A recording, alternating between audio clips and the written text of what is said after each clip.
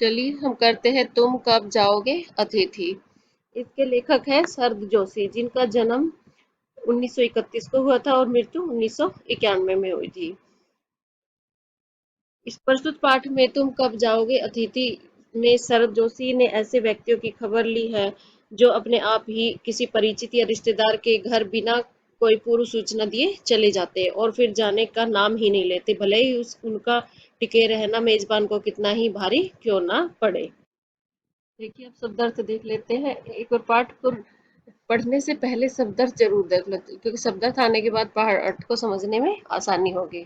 देखिए, एस्ट्रोनॉट्स अंतरिक्ष यात्री, अंतरंग घनिष्ठ या गहरा, आशंका खतरा भय या डर, मेहमान नवाजी अतिथि सत्कार, छोर किनारा, भावभीनी प्रेम से ओतप्रोत, आघात चोट या प्रहार, अप्रत्याशित आकस्मिक या अनसोचा, मार्मिक मर्मस्पर्शी, सामीप्य निकटता या समीपता, औपचारिक दिखावटी रश्मि, निर्मूल मूल रहित बिना जड़ का, कोनलो कोनों से, सौहार्द मैत्री या हृदय की सरलता, रूपांतरित जिसका रूप बदल दिया गया हो, ऊष्मा गर्मी या उग्रता, संक्रमण एक स्थिति या अवस्था से दूसरे में प्रवेश, गुंजायमान घुसता। चलिए हम पाठ को देख लेते हैं। आज तुम्हारे आगमन के चतुर्थ दिवस पर यह प्रश्न बार बार मन में घुमड़ रहा है, तुम कब जाओगे अतिथि। अब लेखक इसमें क्या कहता है कि जो अतिथि था उसे आगमन आना 4 दिन आए हुए हो गया था, तो अब हमारे जिस घर में मेहमान आया था उनके मन में बार बार यह प्रश्न उमड़ रहा था कि अतिथि तुम कब जाओगे, मेहमान तुम कब वापिस जाओगे। तुम जहाँ बैठे निसंकोच सिगरेट का धुआं फेंक रहे हो उसके ठीक सामने एक कैलेंडर है, निसंकोच बिना संकोच के। तुम जहाँ बैठकर बिना संकोच के सिगरेट का धुआं फेंक रहे हो, मतलब सिगरेट पी रहे हो, ठीक उसके सामने एक कैलेंडर है, तुम उसे देख रहे हो ना। इसकी तारीखें अपनी सीमा में नम्रता से फड़फड़ाती रहती हैं। विगत 2 दिनों से मैं तुम्हें दिखाकर तारीखें बदल रहा हूँ। तुम जानते हो, अगर तुम्हें हिसाब लगाना आता है तो कि यह चौथा दिन है, तुम्हारे सतत आतिथ्य का चौथा भारी दिन। सतत मतलब लगातार, आतिथ्य आओ भगत। विगत 2 दिनों से मैं तुम्हें मतलब कैलेंडर को बदल रहा हूँ, तारीख दिखाने की कोशिश कर रहा हूँ। तुम जानते हो, अगर तुम्हें हिसाब लगाना आता है तो यह आज तुम्हारा हमारे घर में आए हुए चौथा दिन हो गया है। तुम्हें लगातार मेहमान नवाजी का चौथा दिन है। मैं तुम्हारे जाने की कोई संभावना प्रतीत नहीं होती, पर तुम्हारे जाने की कोई संभावना प्रतीत नहीं होती। लाखों मील लंबी यात्रा करने के बाद वे दोनों एस्ट्रोनॉट्स भी इतने समय चांद पर नहीं रुकते। अब लेखक इसमें क्या कहता है, जो अंतरिक्ष यात्री है उसकी बात कर रहा है कि इतनी लंबी यात्रा, लाखों मील लंबी यात्रा करके भी जो एस्ट्रोनॉट होते हैं, जो अंतरिक्ष यात्री हो, वो भी चांद पर नहीं रुकते, जितने समय तुम एक छोटी सी यात्रा करके मेरे घर पर आए हो। तुम अपने भारी चरण कमलों की छाप मेरी जमीन पर अंकित कर चुके हो। तुमने एक अंतरंग निजी संबंध मुझसे स्थापित कर लिया है। तुमने मेरी आर्थिक सीमाओं की बैंजनी चट्टान देख ली है। तुम मेरी काफी मिट्टी खोद चुके हो, अब तुम लौट जाओ अतिथि। तुम्हारे जाने के लिए यह उस समय अर्थात हाई टाइम है। क्या तुम्हारी पृथ्वी नहीं पुकारती। अब क्या कह रहा है कि जितने समय तुम एक छोटी सी यात्रा कर मेरे घर आए हो, तुम अपने भारी चरण कमलों की छाप मेरी जमीन पर अंकित कर चुके हो। तुम्हें अब चले जाना चाहिए। तुमने एक अंतरंग गहर जो गहरी निजी अंतरंग होता है गहरा निजी संबंध मुझसे स्थापित कर लिया है। तुमने मेरी एक आर्थिक सीमाओं की बैंजनी चट्टान देख ली है। तुम मेरी काफी मिट्टी खोद चुके हो, मतलब काफी मिट्टी मतलब मेरे बहुत खर्चा करवा चुके हो। अब तुम लौट जाओ अतिथि। तुम्हारे जाने के लिए समय बिल्कुल ठीक है। क्या तुम्हें तुम्हारी पृथ्वी नहीं पुकारती, मतलब तुम्हें अपना घर जाने का मन नहीं करता। उस दिन जब तुम आए थे मेरा हृदय किसी अज्ञात आशंका से धड़क उठा था। अब लेखक कह रहा है कि जिस दिन अतिथि आया था तो मेरा हृदय अज्ञात मतलब अज्ञात होता है बिना जो किसी तुम्हें स्मरण होगा कि 2 सब्जियों और रायतों के अलावा हमने मीठा भी बनाया था। तुम्हें याद होगा कि हमने 2 सब्जी और रायता भी बनाया, उसके साथ एक मीठी चीज़ भी बनाई थी। इस सारे उत्साह और लगन के मूल में एक आशा थी। मतलब ये सब हम सबने किया था जब तुम आए थे, तो इसमें एक उत्साह और लगन थी कि हमें आशा थी। आशा थी कि दूसरे दिन किसी रेल के एक शानदार मेहमान नवाजी की छाप अपने हृदय में ले तुम चले जाओगे। यही आशा थी कि तुम एक दिन रुकोगे और फिर यहाँ से चले जाओगे। हम तुमसे रुकने के लिए आग्रह करेंगे मगर तुम नहीं मानोगे और एक अच्छे अतिथि की तरह चले जाओगे, पर ऐसा नहीं हुआ। दूसरे दिन भी तुम अपनी अतिथि सुलभ मुस्कान लिए घर में ही बने रहे।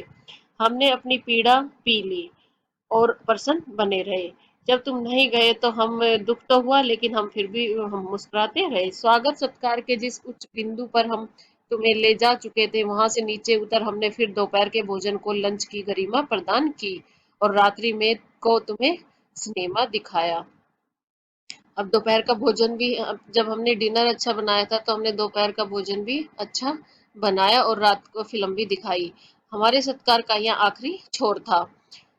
मतलब हमारे मेहमान नवाजी का आखिरी छोर था ये, जिसमें जिससे आगे हम किसी के लिए नहीं बढ़े। इसके तुरंत बाद भावभीनी विदाई का वह भीगा हुआ क्षण आ जाना चाहिए था, जब तुम विदा होते और हम तुम्हें स्टेशन तक छोड़ने जाते, पर तुमने ऐसा नहीं किया। तीसरे दिन की सुबह जब तुमने मुझसे कहा, मैं धोबी को कपड़े देना चाहता हूँ, यह आघात अप्रत्याशित था और इसकी चोट मार्मिक थी। तीसरे दिन तुमने कपड़े धोने के लिए कहा कि ये धोबी को दे देना, तो यह आघात अप्रत्याशित आघात होता है, प्रहार, और अप्रत्याशित अनसोचा हुआ जो चोट दी है वह बहुत ही मार्मिक है। तुम्हारे सामीप्य की वेला एकाएक यो रबर की तरह खिंच जाएगी, इसका मुझे अनुमान न था। सामीप्य, निकटता, समीपता, तो यह रबड़ की तरह, मतलब तुम इतने दिन यहाँ पर रुक जाओगे, इसका मुझे अनुमान न था। पहली बार मुझे लगा कि अतिथि सदैव देवता नहीं होता, वह मानव और थोड़े अंशों में राक्षस भी हो सकता है। किसी लॉन्ड्री पर दे देते हैं, जल्दी धुल जाएंगे, मैंने कहा। मन ही मन एक विश्वास पल रहा था कि तुम जल्दी जाना है तुम्हें। कहाँ है लॉन्ड्री, चलो चलते हैं, मैंने कहा और अपनी सहज बनियान और औपचारिक कुर्ता डालने लगा। कहाँ जा रहे हैं, पत्नी ने पूछा। इनके कपड़े लॉन्ड्री पर देने हैं, मैंने कहा। मेरी पत्नी की आंखें एकाएक बड़ी हो गई और आज से कुछ बरस पूर्व उनकी ऐसी आंखें मैंने अपने अकेलेपन की यात्रा समाप्त कर बिस्तर खोल दिया था। पर अब जब वे आंखें बड़ी होती है तो मन छोटा होने लगता है। वे इस आशंका से और भय से बड़ी हुई थी कि अतिथि अधिक दिनों तक ठहरेगा, और आशंका निर्मूल नहीं थी। अतिथि निर्मूल क्या होता है, बिना जड़ का या मूल रहित। तुम जा ही नहीं रहे, लॉन्ड्री पर दिए कपड़े धुलकर आ गए और तुम यहीं हो। तुम्हारे भरकम शरीर से सलवटे पड़ी चादर बदली जा चुकी है और तुम यहीं हो। तुम्हें देखकर फूट पड़ने वाली मुस्कुराहट धीरे धीरे फीकी पड़कर अब लुप्त हो गई है, लुप्त, गायब गायब हो गए। ठाकों के रंगीन गुब्बारे जो कल तक इस कमरे के आकाश में उड़ते थे अब दिखाई नहीं देते। बातचीत की उछलती हुई गेंद चर्चा के क्षेत्र के सभी कोनों से ठप्पे खाकर फिर सेंटर में आकर चुप पड़ी है। कोनों से अब इसे न तुम हिला रहे हो न मैं। कल से मैं उपन्यास पढ़ रहा हूँ, तुम फिल्मी पत्रिका के पन्ने पलट रहे हो। शब्दों का लेन देन मिट गया है और चर्चा के विषय चूक गए हैं। परिवार, बच्चे, नौकरी, फिल्म, राजनीति, रिश्तेदारी, तबादले, पुराने दोस्त, परिवार नियोजन, महंगाई, साहित्य और यहाँ तक कि आंख मारकर हमने पुरानी प्रेमिकाओं का भी जिक्र कर लिया है, और अभी अब एक चुप्पी है। मतलब ये सारी बातें हो चुकी है, अब किसी चीज कोई बात बाकी नहीं बची हुई है। सौहार्द अब स्नेह स्नेह बोरियत में रूपांतरित हो रहा है। सौहार्द होता है हृदय की सरलता, स्नेह धीरे धीरे ये बोरियत में बदल रहा है। भावनाएं गालियों का स्वरूप ग्रहण कर रही है। जो हमारी भावनाएं हैं वो अब गाली गाली का स्वरूप ग्रहण कर रही है, पर तुम जा नहीं रहे। किसी अदृश्य गोद से तुम्हारा व्यक्तित्व आज चिपक गया है। मैं इस भेद को सहपरिवार नहीं समझ पा रहा हूँ। बार बार यह प्रश्न उठ रहा है कि तुम कब जाओगे अतिथि। कल पत्नी ने धीरे से पूछा था, कब तक टिकोगे ये। मैंने कंधे उचका दिए, क्या कह सकता हूँ। मैं तो आज खिचड़ी बना रही हूँ, हल्की रहेगी। देखो अब डिनर और लंच के बाद ये खिचड़ी पर आ गए हैं, मेहमान से इतना दुखी हो चुके हैं। सत्कार की उष्मा समाप्त हो रही है। उष्मा गर्मी, डिनर से चले थे खिचड़ी पर आ गए। अब भी अगर तुम अब भी अगर तुम अपने बिस्तर को गोलाकार रूप नहीं प्रदान करते हो तो हमें उपवास तक जाना होगा। तुम्हारे मेरे संबंध एक संक्रमण के दौर से गुजर रहे हैं। संक्रमण, एक स्थिति या अवस्था से दूसरी स्थिति में प्रवेश करना। तुम्हारे जाने का यह चरम क्षण है और तुम जाओ न अतिथि। लेखक कह रहा है कि अतिथि को अब चले जाने चाहिए।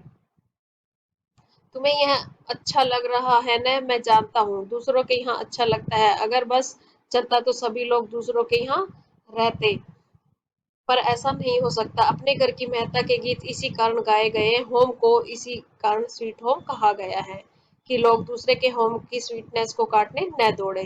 तुम्हें यहाँ अच्छा लग रहा है, पर सोचो प्रिय कि शराफत की भी कोई चीज होती है, और गेट आउट भी एक वाक्य है जो बोला जा सकता है। अपने खर्राटों में से एक रात गुंजायमान करने के बाद कल जो किरण तुम्हारे बिस्तर पर आएगी वह तुम्हारे यहाँ आगमन के बाद पांचवें सूर्य की परिचित किरण होगी। गुंजायमान, गूंजता हुआ। तुम जब रात को खर्राटे लेते हो तो उसके बाद जो किरण बिस्तर पर पड़ेगी वह तुम्हारे यहाँ आगमन मतलब आने के बाद पांचवा दिन होगा। आशा है कि तुम्हें चूमेगी और तुम घर लौटने का सम्मानपूर्ण निर्णय ले लोगे। मेरी सहनशीलता की वह अंतिम सुबह होगी। उसके बाद मैं स्टैंड नहीं कर सकूंगा और लड़खड़ा जाऊंगा। मेरे अतिथि, मैं जानता हूँ कि अतिथि देवता होता है, पर आखिर मैं भी मनुष्य हूँ। मैं कोई तुम्हारी तरह देवता नहीं हूँ। एक देवता और एक मनुष्य अधिक देर तक साथ नहीं रहते। देवता दर्शन देकर लौट जाता है, तुम लौट जाओ अतिथि, इसी में तुम्हारा देवता सुरक्षित रहेगा। यह मनुष्य अपनी वाली पर उतरे तो उसके पूर्व तुम लौट जाओ। उफ, तुम कब जाओगे अतिथि? तुम कब जाओगे अतिथि के प्रश्न उत्तर देख लेते हैं। पहले 1 मार्क के देख लेते हैं। अतिथि कितने दिनों से लेखक के घर पर रह रहा है? अतिथि 4 दिनों से लेखक के घर पे रह रहा है। सेकंड है, कैलेंडर की तारीख किस तरह फड़फड़ा रही है? कैलेंडर की तारीखें अपनी सीमा में नम्रता से फड़फड़ा रही है। क्वेश्चन 3, पति पत्नी ने मेहमान का स्वागत कैसे किया? पति एक स्नेह भीगी मुस्कुराहट के साथ अतिथि से गले मिला था। पत्नी ने अतिथि को सादर नमस्ते किया था। क्वेश्चन नंबर 4, दोपहर के भोजन को कौन सी गरिमा प्रदान की गई? दोपहर के भोजन को लंच की गरिमा प्रदान की गई। क्वेश्चन 5, तीसरे दिन सुबह अतिथि ने क्या कहा? तीसरे दिन सुबह अतिथि ने कहा कि वह धोबी को कपड़े देना चाहता है। क्वेश्चन नंबर 6, सत्कार की उष्मा समाप्त होने पर क्या हुआ? सत्कार की उष्मा समाप्त होने पर अतिथि के लिए खिचड़ी बनने लगी। अब ये देख लेते हैं। क्वेश्चन नंबर 1, लेखक अतिथि को कैसी विदाई देना चाहता था? लेखक चाहता था कि अतिथि दूसरे दिन ही चला जाता तो अच्छा होता। फिर वह अतिथि को भावभीनी विदाई देता। वह अतिथि को स्टेशन तक छोड़ने जाता। इसमें क्या कहता है लेखक? लेखक कहता है कि अगर अतिथि एक दिन रुककर चला जाता तो उसे अच्छी तरह हंस खुश कर उसका हंसी खुशी स्टेशन पर छोड़ने चला जाता। अंदर ही अंदर मेरा बटुआ कांप गया। यह प्रसंग तब का है जब अतिथि का अभी अभी आगमन हुआ था, मतलब अभी जब मेहमान घर में आया था। अतिथि के आने से इसके स्वागत सत्कार के खर्चे बढ़ जाते हैं। इससे एक मध्यम वर्गीय परिवार का पूरा बजट बिगड़ जाता है। इसलिए लेखक उस अनावश्यक खर्चे को लेकर चिंतित हो रहा था। इसमें लेखक क्या कह रहे हैं? अंदर ही अंदर कहीं मेरा बटुआ कांप गया, मतलब अगर मेहमान आया तो खर्चे भी बढ़ेंगे। अतिथि सदैव देवता नहीं होता, वह मानव और थोड़े अंशों में राक्षस भी हो सकता है। ये एक कहावत है। देखिए क्या है, एक कहावत है, अतिथि देवो भव। इसका मतलब होता है कि अतिथि देवता के समान होता है। लेकिन जब लेखक ने अतिथि ने तीसरे दिन कपड़े धुलवाने के बहाने यह इशारा कर दिया कि वह अभी और कुछ दिन रुकेगा तो लेखक की समझ में आया कि अतिथि हमेशा देवता नहीं होता।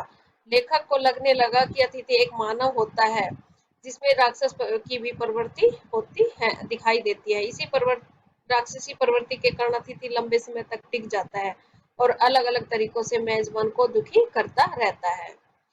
तो ये एक कहावत है, अतिथि देवो भव। इसका मतलब होता है कि जो भी मेहमान आता है वो देवता के समान होता है। लेकिन जब मेहमान ज्यादा दिन रुक जाता है मेजबान के घर तो वह सभी को दुखी करने लगता है। इससे सारा जो परिवार है जिसके घर मेहमान आया था वो दुखी हो जाता है। कभी भी किसी के घर ज्यादा दिन मेहमान बनकर नहीं रहना चाहिए। लोग दूसरे के होम की स्वीटनेस को काटने न दौड़े।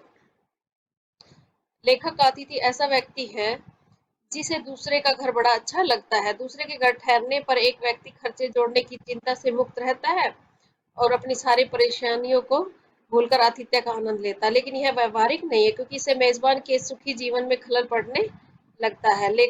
इसलिए लेखक का मानना है कि अपने घर की मधुरता का आनंद लेना चाहिए, लेकिन किसी दूसरे के घर की सुख शांति में खलल नहीं डालना चाहिए। क्या कहा गया? लेखक दूसरे के होम की स्वीटनेस को काटने न दौड़े, मतलब लोगों को दूसरे के घर जाकर इतनी देर नहीं ठहरना चाहिए, नहीं रुकना चाहिए कि उस व्यक्ति का जो मध्यम वर्गीय परिवार है, जो मेजबान है, उसका खर्च इतना बढ़ जाए कि वो उससे जो मेहमान है वो राक्षस लगने लगे।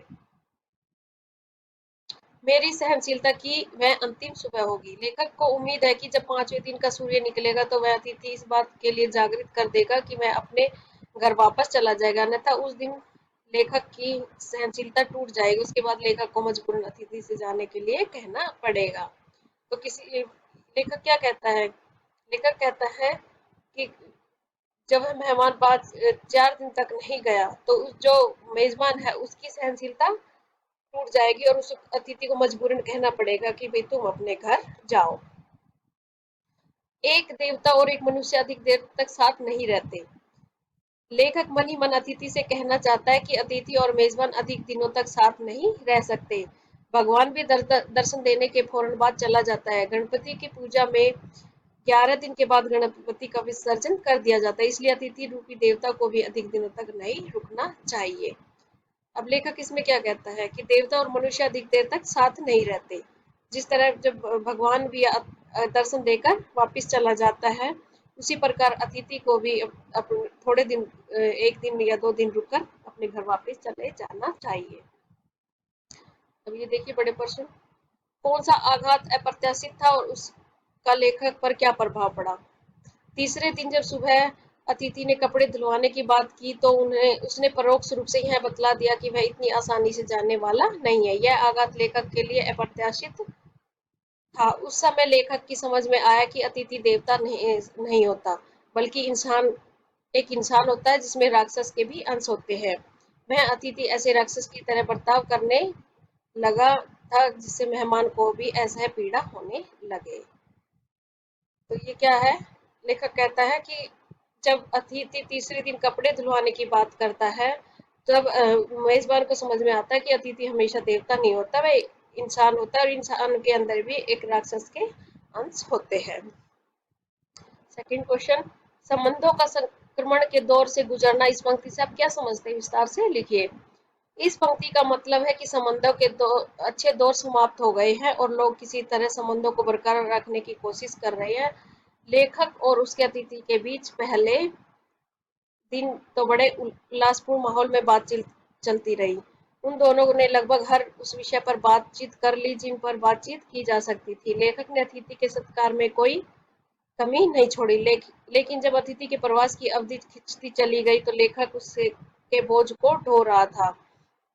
अब स्थिति ये हो गई थी कि मेजबान इस इंतजार में था कि अतिथि किसी तरह से उसका पीछा छोड़ दे। संबंधों के संक्रमण मतलब जब जब उस अतिथि को रहते हुए काफी दिन हो गया तो वह घर से नहीं जा रहा था। लेखक की जो सारी बातें हैं वो खत्म हो गई थी। मेजबान जा ही नहीं रहा था। सारा आतिथ्य सत्कार अब थोड़ी खींच में बदल रहा था। इसलिए लेखक कहता है कि जो उसकी प्रवास की अवधि थी वो बढ़ती चली जा रही थी। जब अतिथि 4 दिन तक नहीं गए तो लेखक के व्यवहार में क्या परिवर्तन आए? जब अतिथि 4 दिन तक नहीं गए तो लेखक के व्यवहार में कई बदलाव आए। अब उसने अतिथि से बातचीत करना लगभग बंद कर दिया था। उसकी पत्नी ने अच्छे खाने की जगह खिचड़ी परोसना शुरू कर दिया। दोनों पति पत्नी मन ही मन खीन हो रहे थे और भगवान से उस अतिथि के जाने की दुआ मांग रहे थे। अब इसमें लेखक क्या कहता है, जब वो अतिथि घर से 4 दिन हो गए उसमें रहते रहते, तो घर के वाले पति पत्नी थे उनके मन में भी एक खींच सी, मन में मन मुटाव सा हो गया था, सारी बातें खत्म हो गई थी और वो चाहते थे कि ये अतिथि किसी तरह घर से चला